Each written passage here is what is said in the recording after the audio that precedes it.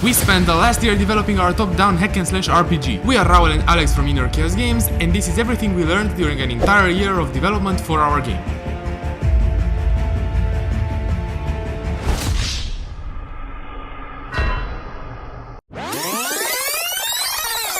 After spending a few years making games, participating in game jams, and learning game design and programming, we finally got together to form a team. Our goal would be to create, finish, and publish our first game. Since both of us have a background in programming, and the art we can make is similar to what a 4-year-old can draw, we realized our team really needed an artist. That's how we got Razvan on board. Now that our team was complete, we took all our favorite games and tried to see what made each one great, what we could learn from them, and where we could improve.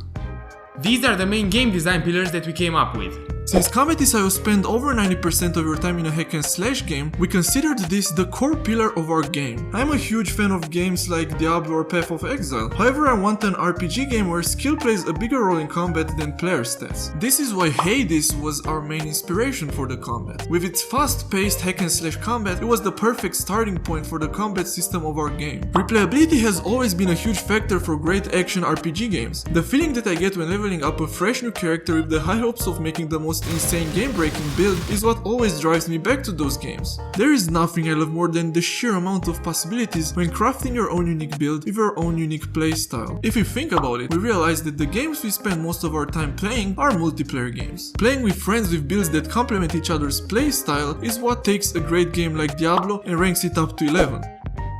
So there we were, with the high hopes of creating our ambitious dream game. However, we would soon realize that making such a game is way harder than it looks. I mean, look at this. It took us 1 month of work, and all we had was this? As you can probably tell, this was not really what we had envisioned, not even close. But hey, at least it's working, right?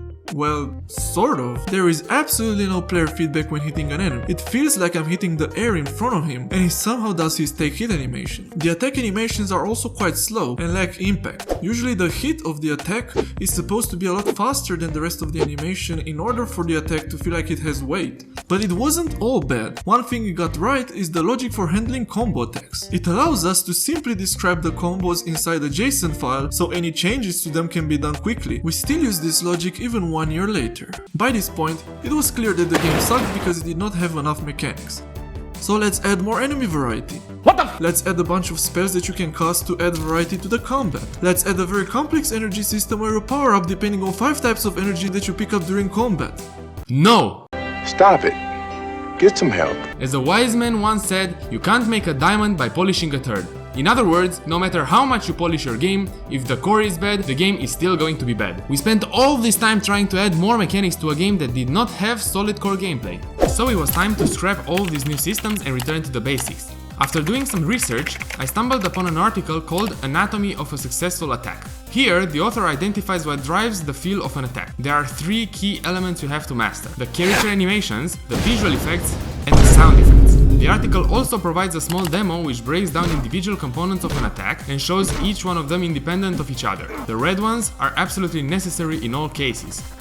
As animations are a key aspect of how combat is going to feel, it's important to get them right. Simply using random animations from Mixamo won't cut it.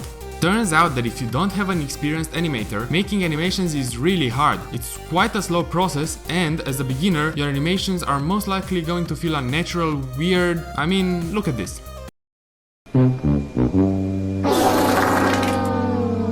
We did not have the time to learn how to animate from scratch, so it was time to look for an alternative solution.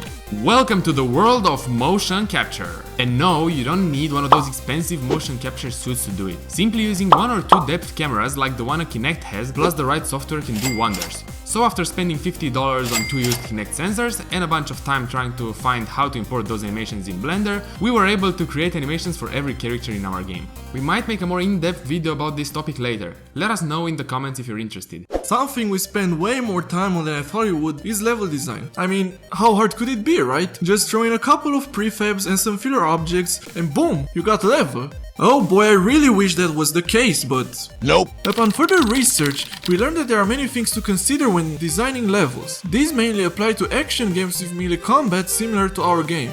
Try to keep the combat area as flat as you can. Having elevation will prove to be a nightmare. Don't believe me? Here's just a short list of problems we encountered with elevation. Player jumping in the air from some weird collision, projectiles bumping into stairs, aim indicators going through the terrain. The size of the room you fight in affects the gameplay more than you think. Let's see the following scenario. You have 3 fat ugly frogs. You have 3 beautiful frogs in this room waiting for you. What would you do? The right answer is just walk around them, of course. Big rooms allow the player to run around, which leads to downtime for the player, which makes the combat feel like crap. Mike Burkhead wrote a great article on this topic if you're interested. Of course there are many more things to talk about, but then this video would be a few hours long. And who's got time for that? That's why we're starting this YouTube channel where we will post more videos about the journey of making games. Stay tuned for more and subscribe if you haven't done so already. You don't want to miss what we'll post next.